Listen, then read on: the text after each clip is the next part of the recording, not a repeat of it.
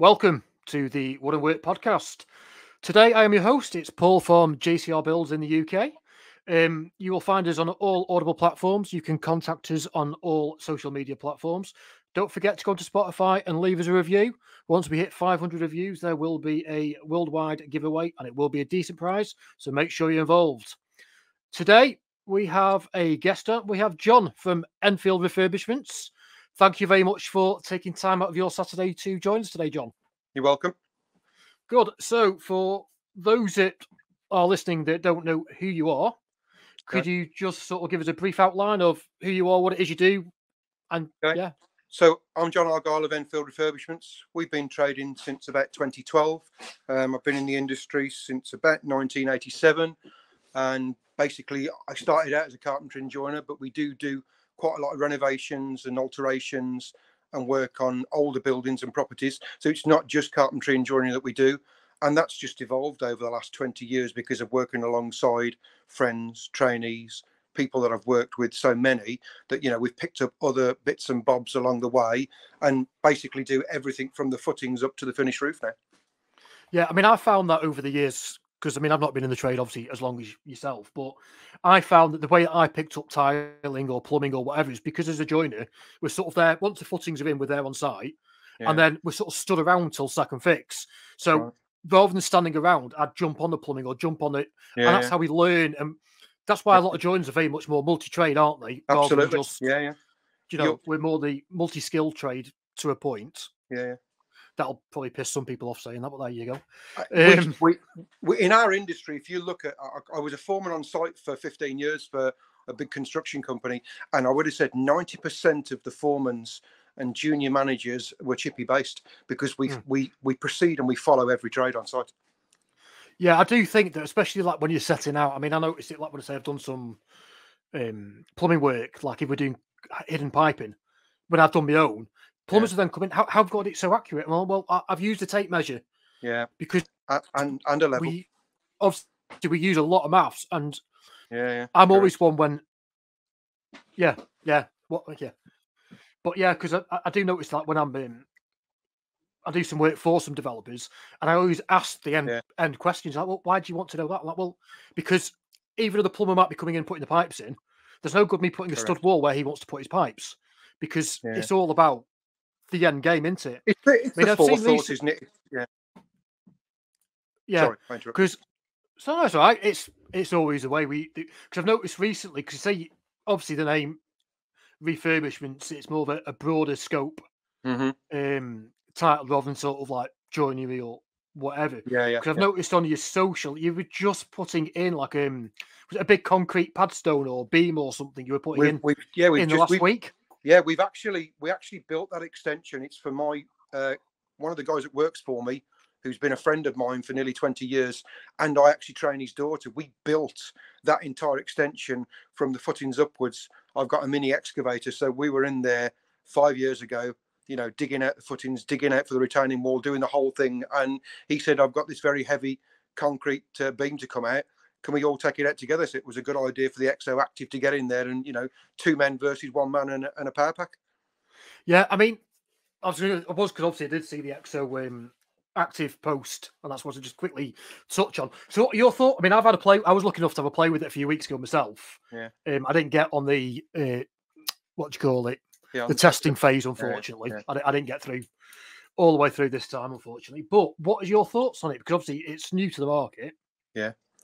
I'll tell you where it makes more sense now is when you get to middle age. So all the things that we did when we were in our 20s and 30s, we just almost grabbed it and embraced it and did it and never thought about what the consequences would be for long-term usage, literally above your head. So when you're doing things now, there are all sorts of aids. So, you know, telehandlers to do things on the scaffolding, you know, even down to a little genie lift to put something in. But if you can have something that's strapped to you to make your life easier, why would you not? And we've put it through quite some good tests for longevity and also for instant impact. And I've got to be honest, it almost feels like somebody's got their hand under your arm holding you just in case. It's almost like it is a safety feature, and obviously it is for fatigue, but I've been quite impressed with how long it lasts and how easy it is to use once you get into it. People say, oh, it's complicated, it takes this long to put on, blah blah. It's 5 minutes to put on and set up, to use for hours, to at the end of it think, do you know what, that actually helped today. I mean, because I have got shoulder injuries and I'm waiting for surgery. Yeah.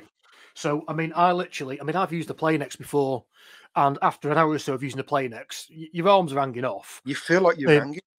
Yeah, but I mean, I had to go with the Exo, and at the minute, I would not be able to hold the Planex above my head on its own because of my injuries. Yeah. With the Exo, it was there, not a problem. As soon as Carl pressed the button to turn it off, Yeah. the Planex nearly hit the floor. Yeah, yeah, it's weird, isn't it? You almost feel as if, oh, I've got that. This is easy. And then when you press the pause button, you're like, oh my goodness, it actually has got me. I was very impressed with it when I had to go. Yeah, I mean, I know there's been a lot of bad social over it because of that's what people do. Yeah. And, you know, taking the mickey out of it and this, that, and the other. But you're like, I don't think it'll be long until these sort of things are going to be a lot more commonplace they're going on to be, site. Yeah, absolutely. I mean, Hilti, I saw a post yesterday on the Hilti one. Theirs was out before. I've not tried the Hilti one, but I know it doesn't work in the same way. So almost they went for a non-powered. I think I can't tell if it runs on springs or hydraulic springs, isn't it? Yeah. So, but listen, they make good stuff, Hilti. So they've thought about it. Yeah. You know. Yeah. But no, I've been very impressed. Very impressed. Yeah, that's good. The other thing, I remember, because unfortunately, obviously, a while ago, your Instagram was hacked because you had quite a large page on social, and you know, the good old scam artists. Absolutely. I don't know why, but obviously, you lost a massive, quite a bit. You had a big page, didn't you? And obviously, you're building this back up. Nearly 25,000 followers overnight. It's people say it's not about the numbers. No, it isn't. It's about the chaos it caused. And that's been the hardest part, was to retouch with people, because when 20, 30, however many thousand people follow you, you don't get to interact with every single one of them. But when you get people say, oh, I used to follow you, and they're rediscovering us now. So, you know, it'll take some time. There's always that hit that you get on YouTube or that you get on social that boosts you. But, you know, I'm just building it up slowly. And it nearly stopped me from doing it. It nearly made me think, why am I doing all this? For somebody just to take it all away, just to sell Bitcoin. That's all it was for. And they won't have made any sales on it either. Because as soon as you see it, everyone goes, yeah, he doesn't sell Bitcoin. It's the wrong. Correct. Wrong. And person. It's like, it just annoys me, because obviously social takes a lot of work to get. And as you say, I mean, I know I've spoken to you on social in the past, but again, it's every few months or something. It's not. So if you don't see that post that someone's been taken over, people think, oh, he's just stopped it. They don't realise you've now got a new account that you do. So of course, as per normal, all of John's links will be in our description. So lovely. If you haven't got John's recent Instagram page, please go and give him a follow, because his content's great. And you can also obviously keep up to date with a lot of the Festool stuff. But say, with your background, so those that are listening, John has got a bit of a wall of sustainers behind him. Just a few. For his backdrop, should we say. Now, you did a post. I can't remember if it's on your new page or your old one. But you did one where, what was it, about 60 or 70 sustainer blocks high when you were going off a scaffold at the side of a house. So I'll just do a little intro to it. I have a friend, the Danish guy, they call him the Insane Dane, and he one day said, he's brilliant though, isn't he? He's such a good guy. His name's Keatle Jacobson, and he's such a nice guy. That's it. So yeah, and he sort of said, how many sustainers do you think you can get on top of a CTL 26? So he did 14 meters, and he held that record for probably about 2 years. And I said to him, would you like me to have a go? And he said, you're the only one that scares me, John, because you actually will do what you say. So we actually took them. I'd got a scaffolding up the side of the loft conversion we were doing, and we did 15.9 meters, and we stopped at 15.9 because we'd got a wind meter and it was getting above 12 knots. And we realized that it was going to become dangerous. Yes, we got a harness. Yes, we got full scaffold. Yes, everything was strapped to every 2 meters.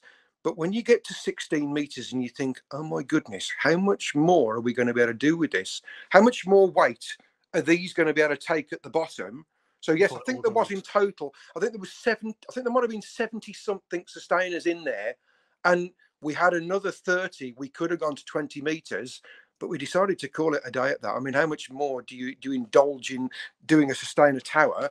I'm only sad that we didn't get Guinness Book of Records involved, but the health and safety part of that possibly would have been so OTT.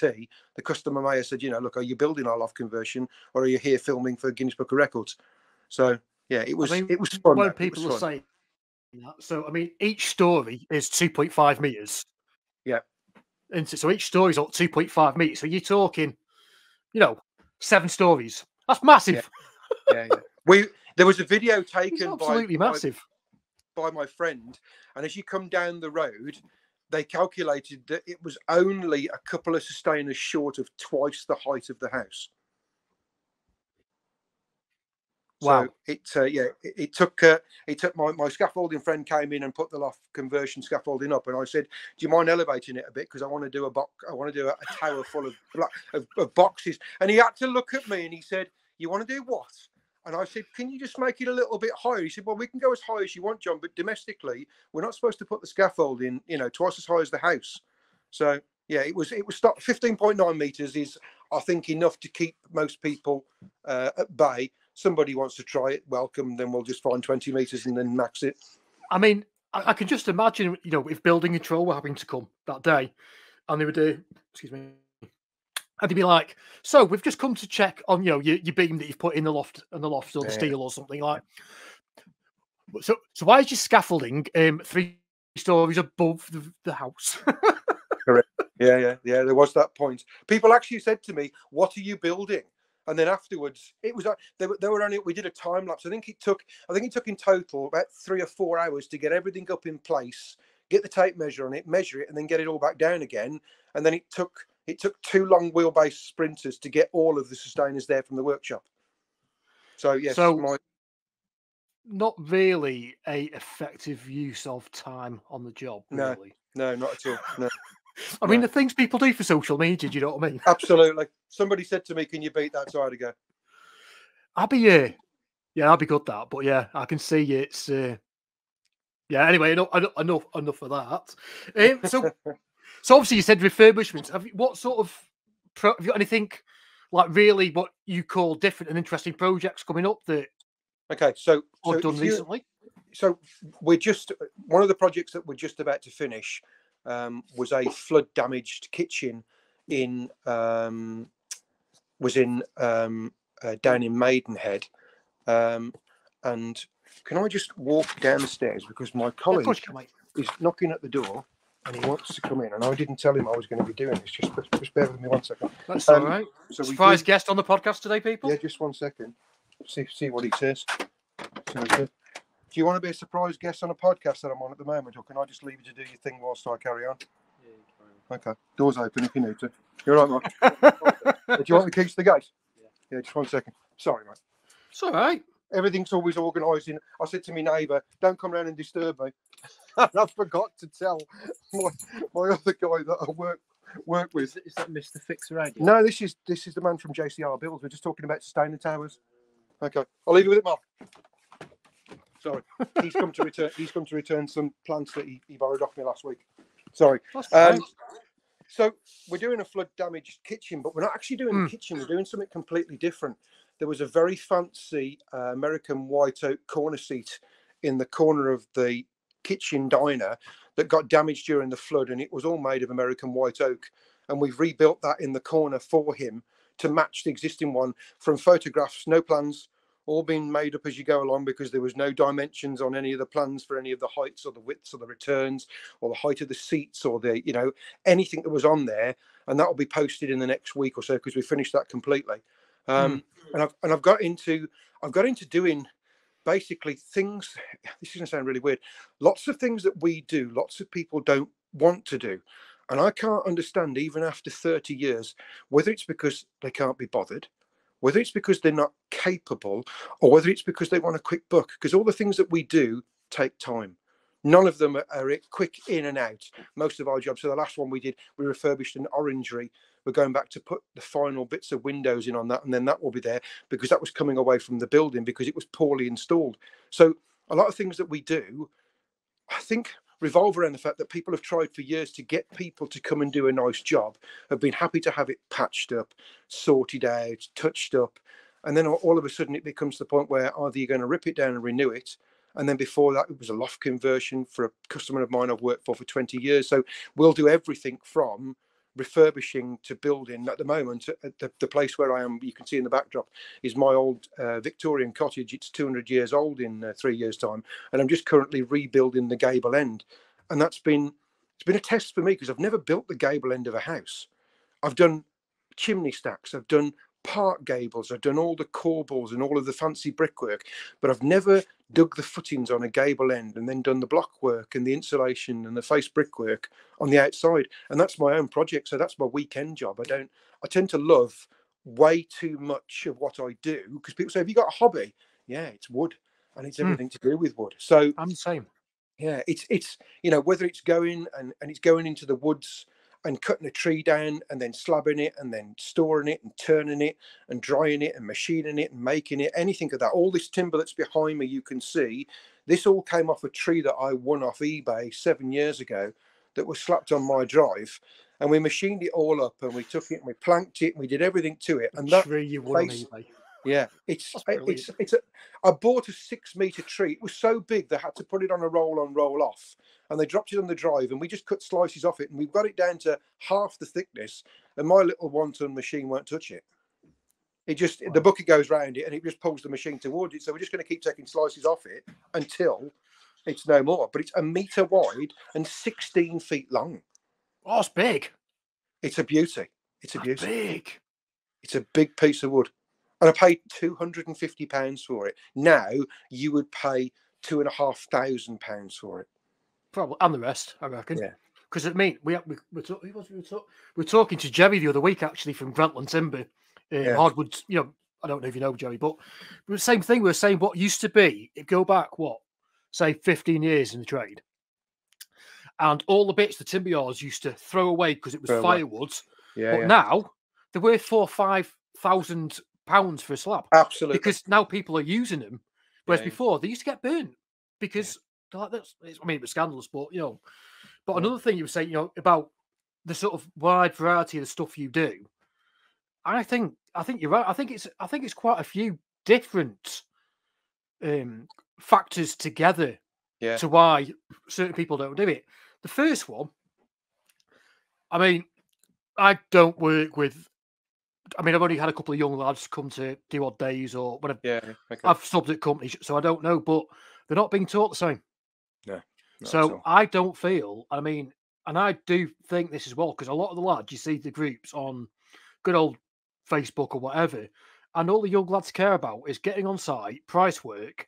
They're knocking out complete shit. Not all the lads, I'm just saying some. Correct. There's still a lot of very good lads on site. I mean, one of my mates is one of the best roofers I've seen, and he makes a killing on price work on sites because he's that good.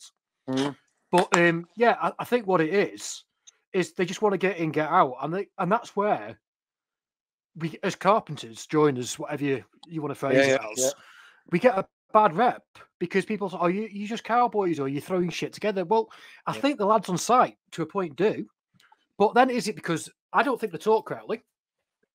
Yeah. And so, therefore, if they're not taught correctly, they haven't got the skill set to do this sort of stuff. And some of the stuff that even we do is sort of outdated still. I mean, I was lucky enough to be taught by a proper old school joiner. Yeah. So I was taught the proper way, and a lot of more traditional stuff. Yeah. But like the first thing I did when I had a young lad, and he's brilliant. The young lad that came work for me, I found him on the DeWalt group actually.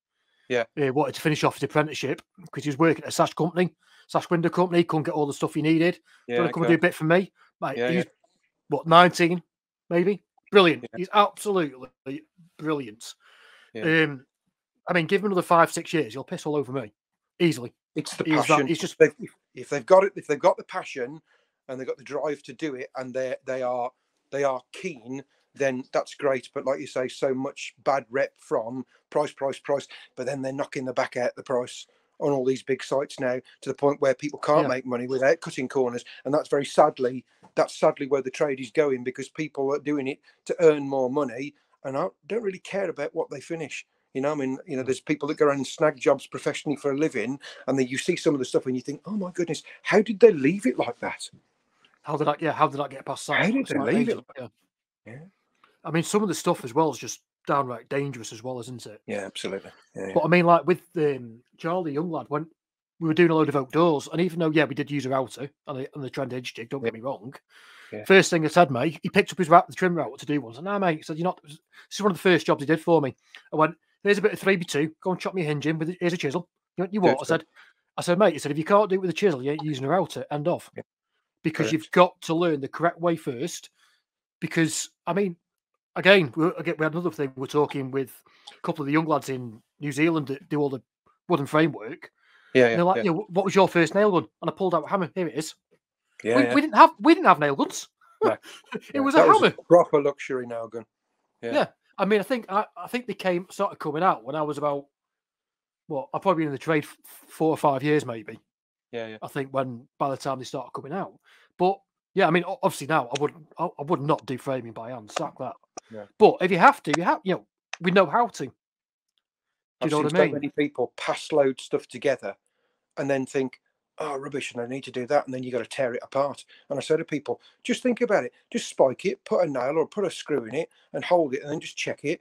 And then if you've got to set out for a dormer around there, you've only got to undo one thing and move it to one side and it's all bang, bang, bang, bang. And then you realise afterwards, everything's got to come back apart. And I've seen some tragic stuff, and I'm sure you have as well, on site. And I go up into lofts. People ask us to board them out and make racking in there. And when we do loft conversions and a lot of the stuff we see, and I think, oh my goodness, how did this even get past the stage where somebody looked at it and said, this is okay, let's leave that, close the hatch, boom.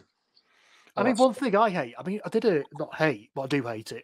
I was doing some work for the developer and they asked me to pull off all the old skirting boards. House built in the 50s, so it was a bungalow. Yeah. My God, it was an arsehole getting them skirting boards off because the arsehole of a joiner put it on properly with nails. I mean, really well. And so it did the job properly, but it made my life hell trying to get them off. I've said before, if you go back to, if you ever done this, I've gone back and undone a job that I did 20 years previous. Which idiot put all these flipping screws in here and cross-laminated the boarding on this roof? Oh, it was me. And you look and you think to yourself, I overdid it, or did I just do it properly? But then getting it undone, it had to be cut into sections because we couldn't get to the screws because they were all underneath the felt. And you think, oh my goodness, I did that. And then you go to some other places and you can literally peel it up. There's four nails per 8x4 sheet. Whereas I'd use a box of screws. But then I think at the same time, is it because things have changed and they have evolved? So like now, when say if we're overboarding, say a bathroom floor, I'll use or I have done in the past, not bathroom, kitchen floor, sorry. I use a load of D4 adhesive and I used one of my air staplers, and it was done within minutes because it is acceptable. Whereas before, we would have been doing screws every 4 inches or 5 inches in a bit, every 100 mil. And it literally take you all day to do an 8x4 board, doesn't it? Do you know what I mean? But, looks like a chessboard. Yeah, it did, didn't it? Back to youngsters, you've had Lisa working for you for a bit now, haven't you? You've been training up Lisa. Is it 4? 4 years this year. Yeah. Wow, I thought it was only a couple of years, to be honest. I didn't realise it was that long. She's been with me since September 2019. So did she come as a complete newbie apprentice to you, or did she have some? No, I've known Lisa since she was 12 years old, and she's my neighbour and very good friend's daughter. And right. She used to come here with her to her father's when she was younger, and they used to come for Sunday lunch, and she used to see me working here, and we used to have the digger going and doing all the stuff that we were doing when we were landscaping this property that we're at now. And 10 years later, she came and did a bit of experience for me on site. She can push a barrow as good as a man, Lisa. She's not scared of getting stuck in, and she came and worked for me. And then 2 years later came back and said, look, I'm on summer break from college. Can I come and do a little bit more work for you? And she came in and she helped me rebuild a chimney. It was quite a complex chimney in Birmingham. And I was so impressed with the fact of that how well she got stuck in. Her work ethic is on time, in there. Yes, she does want to tell you everything that's gone on and everything that she's doing in the world, but then that's youngsters for you. And she wasn't scared of heights, wasn't scared of mixing concrete, wasn't scared of winching the buckets up onto the roof, dressing the bricks, cleaning the stuff. And I thought, do you know what? I'm going to offer this girl a job and see what she says. And I said, on the condition that you go and do the first 2 years at college. Now, college isn't for Lisa. Lisa's academically not brilliant, but she picks things up very quickly. Yeah. And she's done so much for me. We've dug footings, we've cast stuff. She helped me cast the gable end here for this cottage. She's helped us do landscaping jobs. She's mixed dozens of tons of stuff, pushing a barrow. Then I can swap and change hanging doors, architraves, skirting. And then in 2021, during the pandemic, she put her very first cut roof on with me. And I was so impressed that I could just show her the basic things and say, right, look, I'll do the hip blades because I think they're the toughest part of setting out any dormer, if I'm honest. And I did the ridge and the hip blades for her. And then she basically did the rest. And I watched her do it, all the framework and stuff. And then she helped me wrap it in lead. She loves dressing lead, for instance. So, you know, we have a little phrase actually amongst our little group, and that's if somebody moans about not being able to do something, I'll jestfully say to them, don't make me let Lisa come and man you up, because she will if you're not careful. So it's a good thing. I mean, I've noticed as well on social media. I see that clicking's bad. Yeah. So I think it's internet interference. It's not my mic. It's Okay. internet. Anyway, yeah. So I've noticed on social media that but the girls in the trade is a lot more popular these days. There's a lot more females coming into the trade as a rule. Yep. But obviously, back in the day when we were doing it, was very rare to have a lady on site, wasn't it? Absolutely. If you saw a woman on site, it was once a year. Once a year, I've met a female sparky, I've met a female plumber, and I'm talking in the 10 or 15 years I was a foreman for this construction company, there was maybe a handful of female tradesmen, maybe a handful at most over that 10, 15 year period. Yeah, but I'll say it seems to be very popular. But this cracking is doing my head in.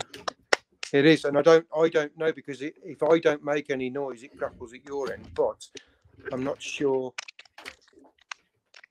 if it's when you're talking. I remember the first 15 minutes was fine. We didn't get any interference. Yeah, no, that's why I think it's interference on the internet.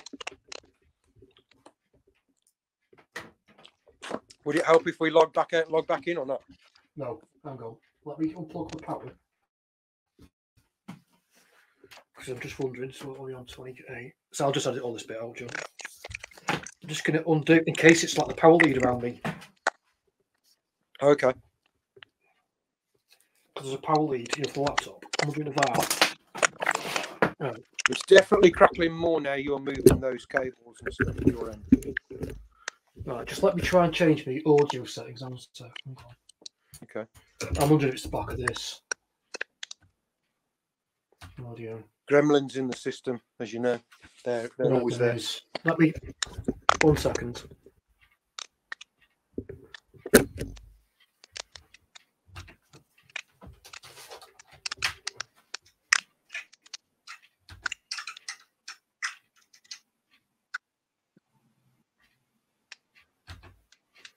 Right, can you just try and speak for a second? Yeah, see if you can hear me now clearly. Is that any better than it was before? Right, it's internet interference. Well, okay. I don't know. No, it's clicking. So it's definitely not. It's that. I think it's my microphone lead. Bollocks. Oh, interesting. I think the microphone lead's broke. Just 1 sec while I unplug it. Yeah, okay, no problem. Can't hear you now. No, can't hear you now.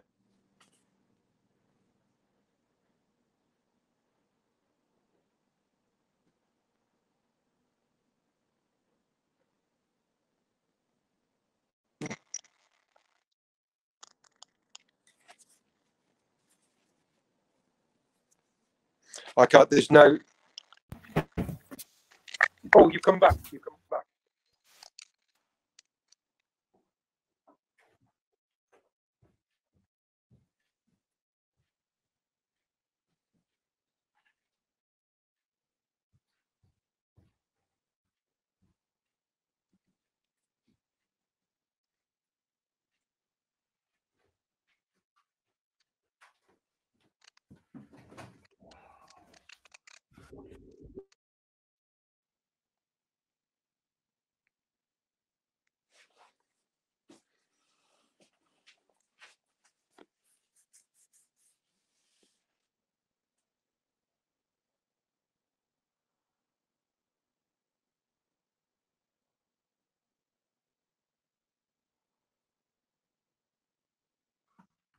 Ah, now I can hear you.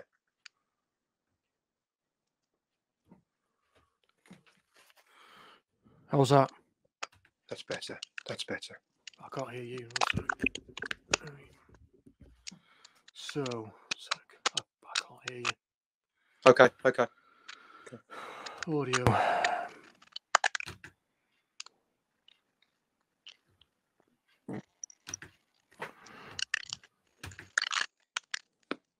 Should we try? Do you want to try logging back in again? I can't hear you. Okay. So you can hear me okay now? I can hear you, but it's still crackly. Right, I can't hear you. So, how's that? No, so that is now playing through that. Good. Yeah, it's still the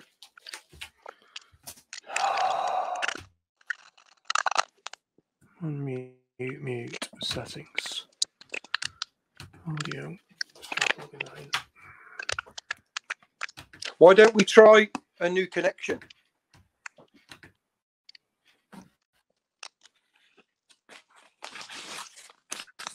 Right, hang on. I've got you on out. Can you hear me okay? No, it's still crackling. In fact, it's more crackly now. Right, so it's 100% internet then. So why don't we try logging out and logging back in? All right, what I'll do is then give us 2 ticks. So yeah. Oh, I've lost you now. I can't hear you now. I've known Lisa since she was about 12 years old. She's my very good friend and neighbour's daughter, and she used to come to the cottage where we are now as a kid, round to her dad's for Sunday lunch, and we'd be on the machine landscaping and doing all the work in the garden, and she'd come round and just sort of look to see what was going on. And she's very outdoorsy, Lisa. So she came and did a bit of work for me when she was about 19 years old. And she came and helped us do a landscaping job. And I was so impressed of her ethic of how hard she worked. I thought, you know what, you can come back and you can do some more work for me. And then she texted me to say, I'm on summer break from college. She was doing a hairdressing course because she couldn't decide what she wanted to do. And she came and helped me rebuild a massive chimney on a job in Selly Oak. And she's not scared of heights. She can mix concrete. She can mix cement. She's not really worried about getting stuck in. And it impressed me so much. I said to her, would you like a job, but on the condition that you go to college and you learn carpentry and joinery, and I'll teach you everything I know. And as you know, I have a little phrase where I'll only teach them the easy way, which they tease me about occasionally, but at the end of it they think, oh, do you know what, the way John's shown me is so much simpler. And she's got the right idea about getting stuck in. And we tease some of the other guys that we work with on site that are friends. I will say to them, don't make Lisa come over and man you up. It's one of those phrases where she can handle herself and everybody else in one go. So well, the thing as well with the work ethic, because I noticed when I have seen, I don't know what it is, but they haven't got the same sort as a general rule. These younger ones these days, they just want to. They think that they should almost. I don't know.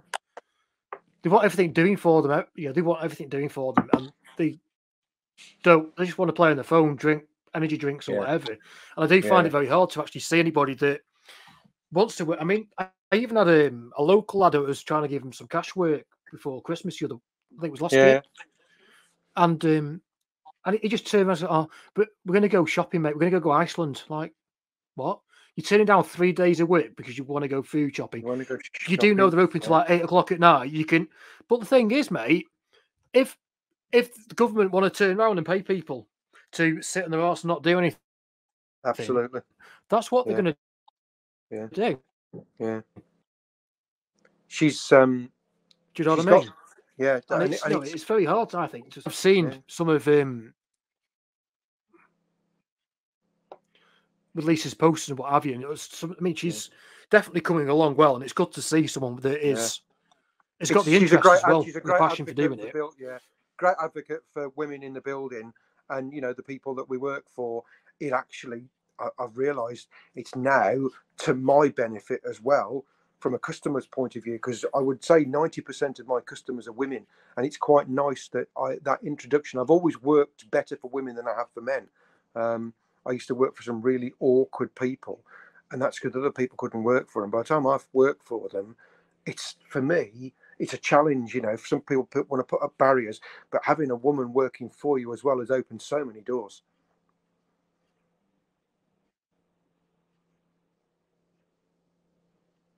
Did it freeze? Yeah, but I do Yeah. think, I don't know what it. I think for some reason there's definitely some sort of internet connection problems. Yeah. It must be the StreamYard. First time we've had any problems with the StreamYard. But Okay. that seems to be having a little bit of a paddy today. But I mean, the audio Okay. seems to be there again, so I think Yeah. we're Yeah. all Yeah.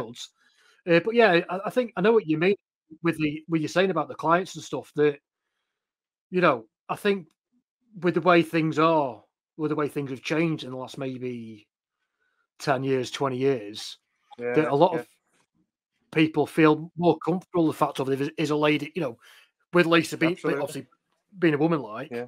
I think they do actually almost Yeah. feel a bit more comfortable around the fact that you know we're perceived as sort of like, blokes that are just obviously, Yeah. I don't know, builders have not got a good, we're We've not never thought had a highly good of, are we? reputation. No. At No. all.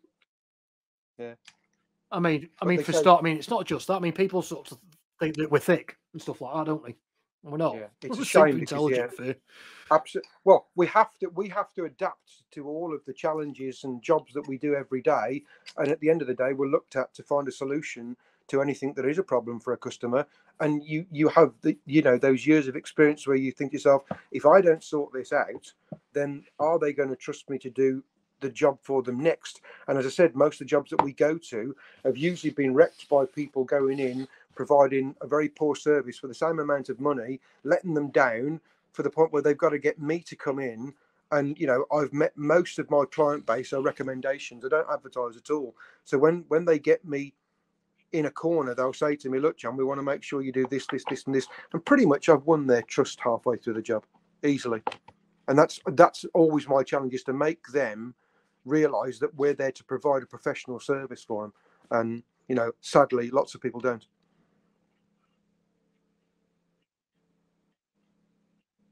Yeah, I think we're going to call this episode because we seem to be having Wi-Fi issues or with the software.